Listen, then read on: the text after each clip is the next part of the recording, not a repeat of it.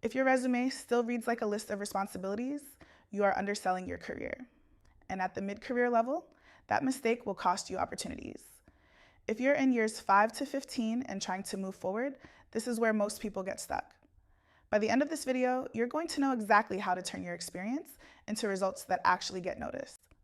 Welcome to the Pharm, where careers grow. This is Career Compounds, part 3 of my resume writing series, preparing for your next career move. This session is designed for professionals in years 5 through 15. At this stage, the goal is no longer to prove that you are capable. The goal is to prove that you are valuable. And I'm going to show you exactly what most mid-career professionals are doing wrong and how to fix it, so your resume clearly communicates your impact, direction, and value. And before we get started, I want to make one thing clear. While this channel is geared toward pharmacy technicians, the strategies we will cover apply across industries. Whether you are in healthcare, business, education, or transitioning into a new field, these methods will help you position your experience more effectively. By the end of this session, you will know how to restructure a mid-career resume so it supports advancement. You will learn how to use the call-out method to highlight results and how to write card-based bullets that convert directly into STAR interview answers. We will also cover how to position fellowships, volunteer work, and academic leadership so they strengthen your overall career strategy. Because at this stage, your resume should not just list experience, it should demonstrate growth. And if you've ever felt like your experience is stronger than your resume, you're not alone. That's exactly what we're fixing today. And I want you to pay attention to one thing as we go. Is your resume currently underselling you? Career growth is not linear, and understanding that is critical at this stage. Most professionals move through what we traditionally call early, mid, transition, and leadership stages. Early career focuses on learning and building credibility. Mid-career is where responsibility increases and your influence starts to expand.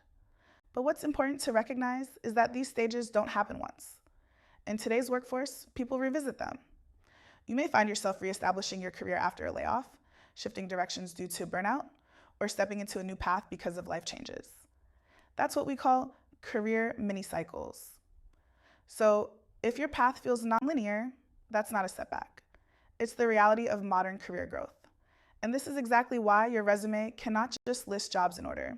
It needs to explain direction. Because for most professionals, years 5 through 15 sit at the intersection of expertise, reinvention, and leadership capability.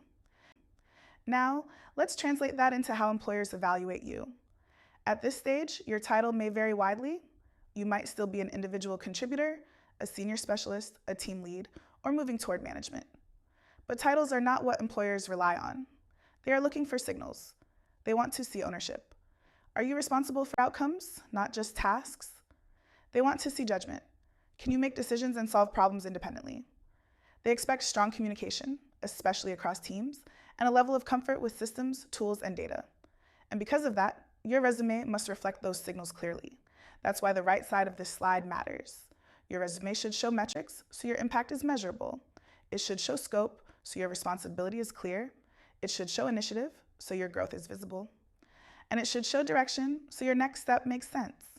Because at this stage, competence is assumed. What you need to communicate is value. Let me pause here for a second. If your resume does not clearly show metrics, scope, or results in the top half of page 1, that is your first priority after this video. Editing a mid-career resume is not about shortening it. It is about strengthening it. At this stage, every line should earn its place. A common mistake at the mid-career stage is turning a resume into a full career archive. Not every experience from the early years of your career deserves the same amount of space today. Older roles that no longer support your direction may need to be compressed or summarized.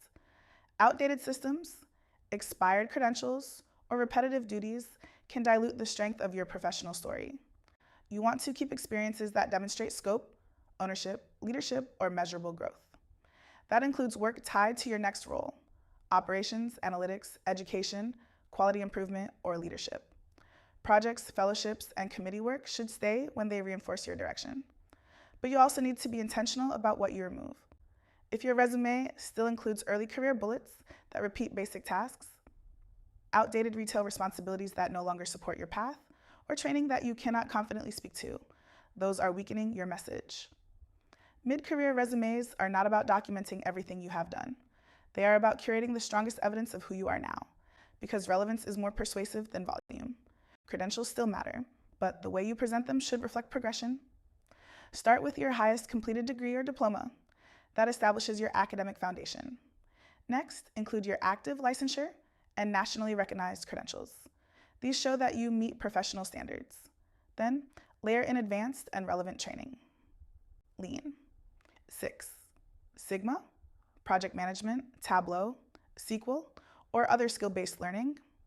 But here is where many professionals go wrong. They list training without connecting it to anything meaningful. At this stage, employers are not impressed by what you started. They are interested in what you applied. So your resume should show progression, not accumulation. The real question is not, what have you learned? It is, what have you improved because of what you learned? Development without application is passive, but development tied to outcomes, that becomes a signal of growth.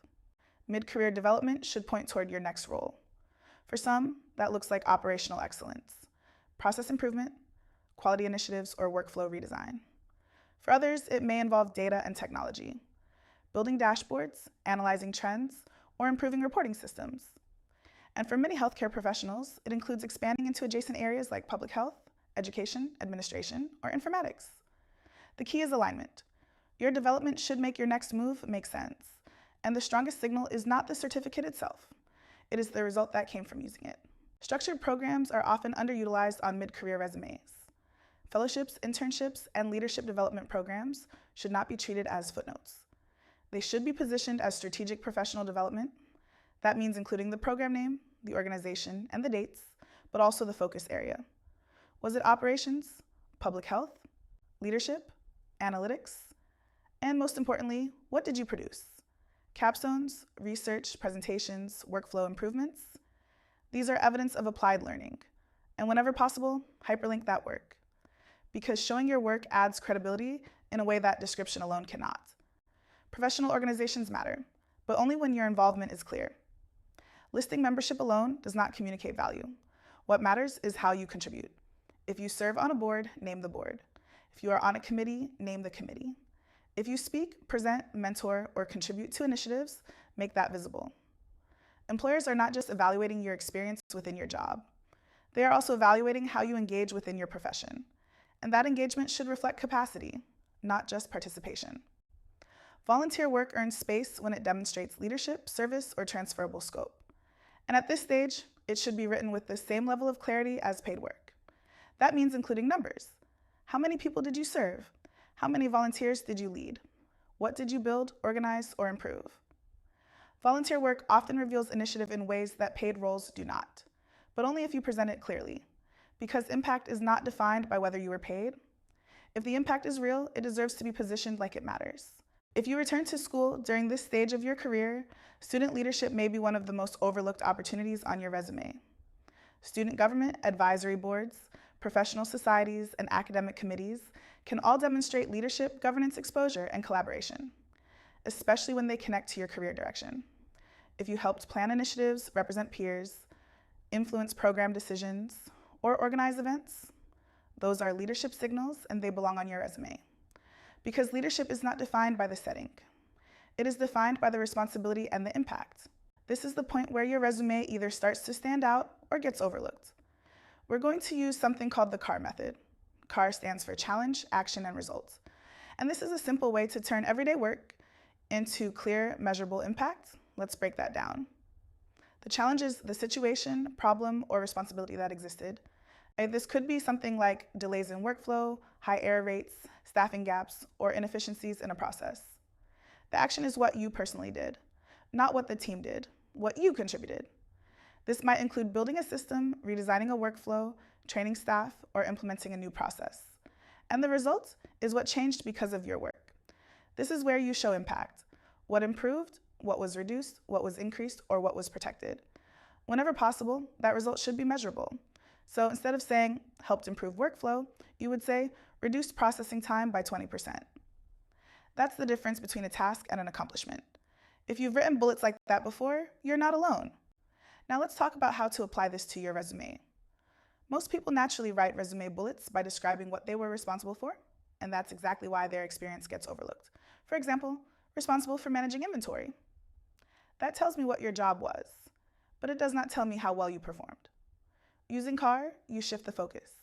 Instead, you might say, reduced inventory discrepancies by 25% by implementing weekly tracking and standardizing ordering processes. Now, we can clearly see what the issue was, what you did, and what changed. At the mid-career level, this matters because employers expect you to not just do the work, but to improve it. So, when you write your bullets, ask yourself, what problem existed? What did I do about it? What was the outcome? That is CAR in practice. Let's look at the difference between a resume that gets skipped and one that actually gets read. On the left side of the slide, you see standard resume bullets. These bullets describe responsibilities, but they bury the value. The language is broad, generic, and harder for a recruiter to scan quickly. Statements like responsible for managing inventory or worked with staff to improve efficiency tell us what the person touched, but they do not immediately show impact. On the right side, you see those same ideas rewritten using the call-out plus CAR technique. Notice what happens first. The bullet begins with the most important results or scope of the work. For example, inventory operations across 4 sites immediately signal scale. Prescription intake efficiency improved by 20% immediately signals measurable impact. That opening phrase is the call-out. After that, the rest of the bullet provides the supporting detail. That is where the CAR method comes in. It explains the work that was done, how it was done, and what result followed. So, the key difference is this. The bullets on the left describe work, but the bullets on the right position value. When the result comes first, the recruiter understands your value faster, and that makes the entire resume stronger. Now, let's connect everything we just covered to your interviews, because this is where most people struggle. They know their experience, but they don't know how to talk about it clearly under pressure. And if you've ever walked out of an interview thinking, I know I've done better work than what I just said, this next part is going to fix that. Remember, your resume is not just a document, it is preparation. In interviews, you will often be asked behavioral questions. Questions like, tell me about a time you solved a problem, or describe a situation where you improved a process. This is where strong resumes turn into strong interviews. To answer these effectively, you will use a method called STAR. STAR stands for situation, task, action, and results. Let's break that down. The situation is the context. What was happening? The task is your responsibility within that situation. The action is what you personally did. And the result is what changed because of your work. Now here's the connection. If you wrote your resume using the CAR method, you have already done most of the work. The challenge becomes your situation and task. Your action stays the same, and your result remains your outcome. So your resume bullets are not just statements. They are ready-made interview stories. Now, let's look at how this actually translates into an interview answer. On the left side of the screen, you see the STAR structure broken down. Situation is where you briefly set the context. Task is your responsibility within that situation. Action is what you specifically did. And results is how things improved because of your work. This structure helps you stay organized and prevents your answer from becoming too vague or too long. Now, on the right side, you see a simple example outline. Let's walk through it together. The situation is that claim rejection volume increased. The task is to improve intake accuracy. The action is that you built a verification checklist. And the result is that rework fell by 30%. Simple, structured, clear. Now, here's where I want you to pause for a moment. Think about one bullet point on your resume right now. Can you clearly identify the situation, the action, and the result? If you can't, that's exactly where your next edit needs to happen. If you just identified a weak bullet in your resume, drop a quick rewrite in the comments. I want to see how many of you caught that. In a real interview, you would expand this slightly. You might briefly explain how you identified the issue, how you implemented the checklist, and how you ensured consistency across the team. But you would still follow the same structure. Situation, task, action, results. And most importantly, your answer should stay centered on what you did, not just what the team did. Your contribution. And if this is already helping you rethink your resume, make sure you're subscribed to the Pharm, where careers grow. Because this is exactly what we focus on, practical strategies that help you move forward in your career. This is part of the Career Compound series, where we break down how to position your experience, communicate your value, and move strategically in your career. Because when your resume is written well, you are not starting from scratch in an interview. You are simply expanding on what you have already documented. Your resume becomes your story bank. And when those stories are structured well, you don't have to search for answers in the moment. You already have them. Look at your current resume and identify one bullet point that could be rewritten using the call out and CAR method. Drop it in the comments or tell me what you're struggling to rewrite, and I'll take a look. Now, let's bring this back to career movement. Mid-career is often where professionals begin to pivot. You may move into operations, data analytics, education, public health, or leadership. And your resume should make that transition clear. It should connect your past experience to your future direction. For example, if you are moving into analytics, your resume should highlight reporting, systems, and data-driven decisions. If you are moving into leadership, it should highlight coordination, training, and influence. Because the goal is not just to get a job, it's to move in the right direction. Now let's talk about something that often doesn't get discussed enough, but affects almost everyone at this stage of their career. Transition is real, and for many professionals, it is not a sign of failure. It is a normal part of growth. Caregiving responsibilities, health events, layoffs or market shifts, burnout, or the realization that you need a different kind of work. These are not uncommon experiences. They are part of real life. But here is what matters. A disruption in your timeline does not erase your progress. The skills you built, the systems you learned, the problems you solved, those do not disappear. They stay with you. Always remember, you choose your direction, even if everything is not perfectly aligned yet. You keep your credentials current where you can. You document your work as you go instead of waiting until you feel ready. And you use your resume as a tool, not just to reflect the past, but to support your next realistic step. Clarity does not always come all at once, but it can be rebuilt intentionally and in stages. Now, let's bring structure back into the process. At the mid-career stage, your plan needs to be focused, but also flexible enough to account for real life. That's where SMART goals come in. SMART stands for specific, measurable, achievable, relevant, and time-bound. But more importantly, SMART goals help reconnect your daily actions to your overall direction. Let's walk through this in a practical way. Specific means defining the type of role or lane you are actually pursuing. Not just something better, but something clear. Measurable means identifying evidence you can build along the way. That could be applications, projects, certifications, or presentations. Achievable means being honest about your time, your energy, and your current life demands. Relevant means choosing work that supports your next move, not just staying busy with random activity. And time-bound means setting a checkpoint. Not a rigid deadline, but a moment to reassess progress and adjust. A strong goal gives you structure without pretending life is perfectly predictable. If your resume or your direction feels overwhelming, the solution is not to do everything at once. It's to break the work into manageable steps. This reset plan is designed to help you rebuild momentum with consistency. Week 1 focuses on clarity. You remove outdated content, refresh your header and summary, and audit your credentials. This creates a clean foundation. Week 2 focuses on strengthening your experience.